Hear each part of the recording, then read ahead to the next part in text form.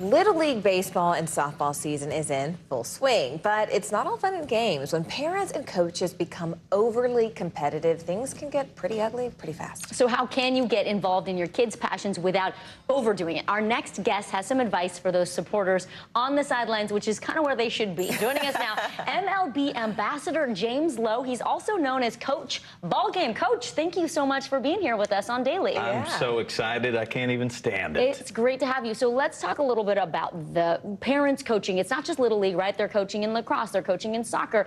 How do you create that healthy environment and respond when people are getting a little out of hand?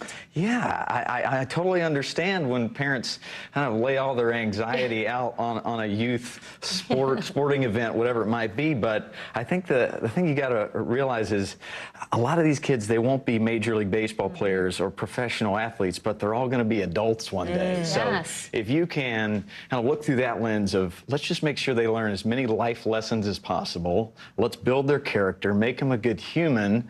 Then you're really making a difference. Because if you've got to win that game, then you're going to yell at that umpire. And that kid that's not getting any attention in right field, they're going to walk away from the game. So cons outweigh the pros when it's toxic. Right. You know, it's always, we always know that parent that's like screaming on the sidelines, like as the game is happening, like, no, go left, no, block the shot, right? How do you sort of give constructive feedback or help even to your child without being that guy? Well, I go to my mom and dad in North Carolina. They were very present, but they stayed behind the left field fence. They smiled at the 0 for 5s. They smiled at the 5 for 5s. And whenever they would say something, it would be after the fact, after the play was over. Right.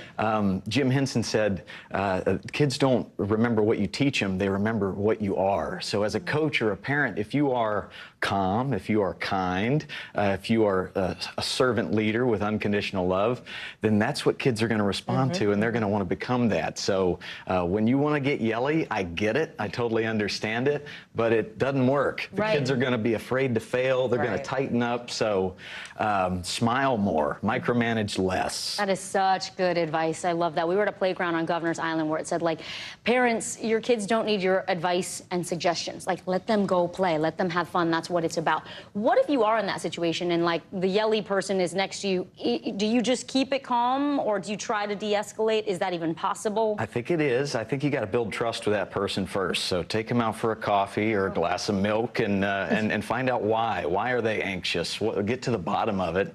And then, you know, you can drop the truth bomb, but it's got to be done in a place of empathy, from a place of, I've been there before. I can relate. Me, Coach Ballgame, I was a bad coach before I figured it out. I was yelly, I was negative, I was win at all costs.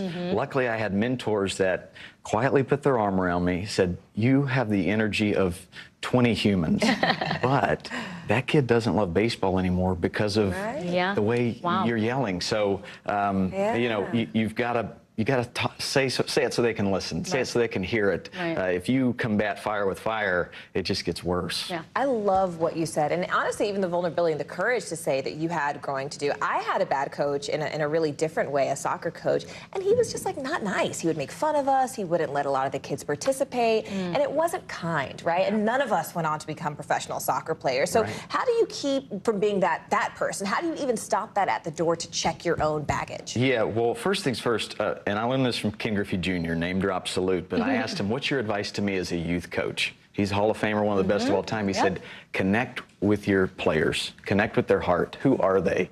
How do they tick? What's their love language? So as a coach, that's where you want to come from, that place of what kind of person are they? What are they going to, how are they going to tick and respond to certain stimuli and motivate them? So that's the connection part. Ballgame, James Lowe, we so appreciate you. Honored.